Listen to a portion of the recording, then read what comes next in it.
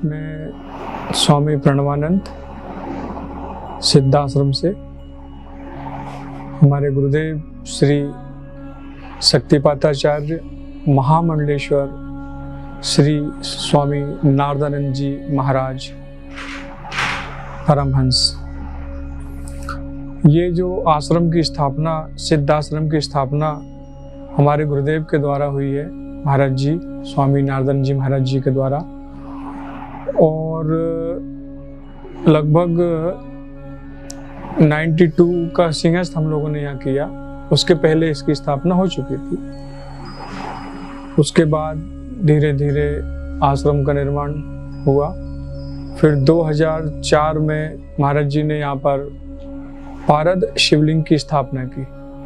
पारद शिवलिंग जो है शास्त्रों में काफ़ी महत्व रखते हैं, क्योंकि पारा धातु बहुत ही चंचल मानी गई है और धातुओं में सबसे श्रेष्ठ धातु पारा है।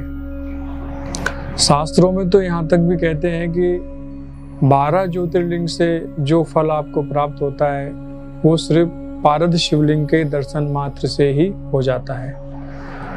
और पारा धातु क्योंकि चंचल होती है और वैसे ही हमारा मन चंचल होता है, तो जब हम उसके सामने ध्यान, साधना, मेडिटेशन वगैरह करते हैं तो वो हमारी चंचलता को हर लेते हैं। तो एक बहुत अच्छा उसके अंदर वो है कि अपनी हमारे जो मन में जितनी भी साधनाएं हैं, जो भी साधनाएं हम करते हैं, जितने भी हठ योग है या मंत्र योग है या लय योग है या ज्ञान योग है, जितने भी मार्ग हैं सारे ही मन को स्थिर करने के लिए बताए गए हैं। तो जब मन स्थिर हो जाता है तभी साधना का विकास होता है।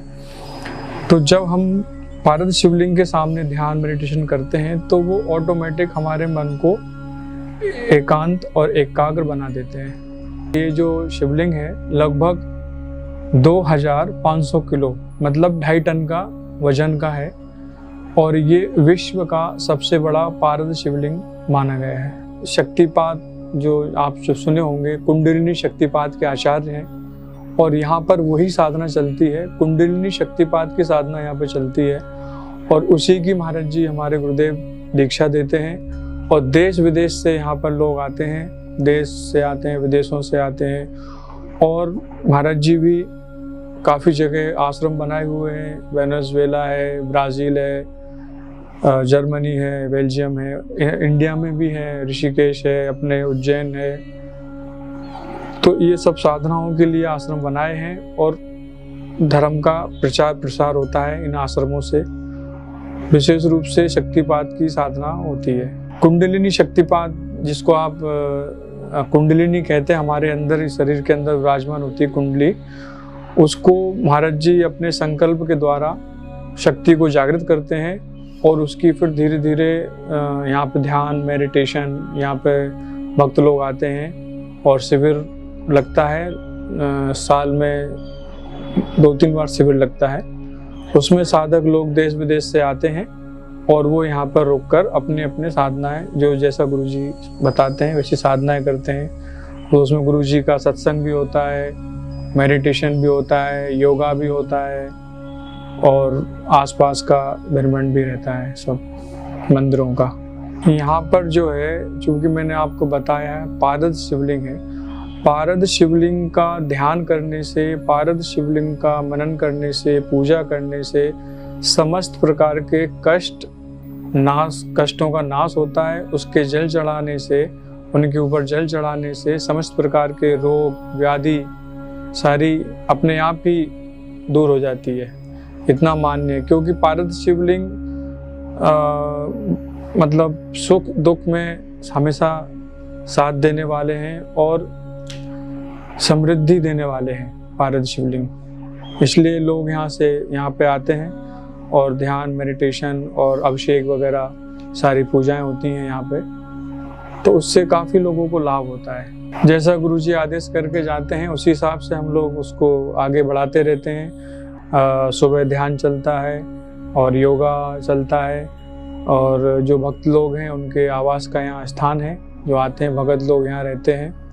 बाकी हम लोग जो भी समाज सेवा है, कोरोना में भी हम लोगों ने काफ़ी यहाँ पे मतलब सभी लोगों को काफ़ी भोजन वगैरह वितरण जो करना था वो किया, समाज की सेवा। बाकी यहाँ से कुछ दवाइयाँ भी हम लोग बांटते हैं नॉर्मल, जो किसी को बुखार है, किसी को चिकनगुनिया है, मलेरिया है, इस टाइप से हम मेडिकल भी है।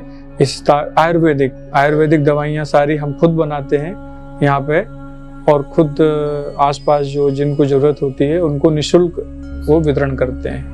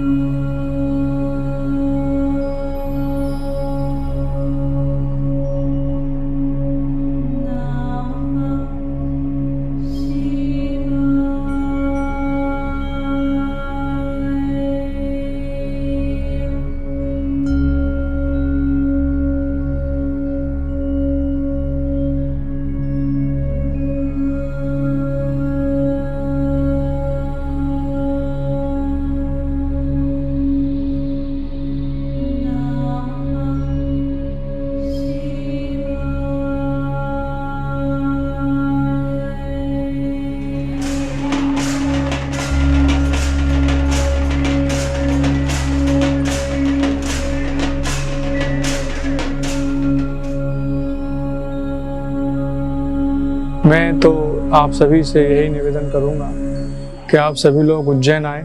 और उज्जैन नगरी एक अपने आप में बहुत ही धार्मिक नगरी, सुंदर नगरी है। यहाँ पर पारद शिवलिंग है। महाकाल राजा जो कि पृथ्वी लोक के देवता माने गए हैं, उनका दर्शन करें, यहाँ पर आएँ और आप सभी लोग स्वस्थ रहें।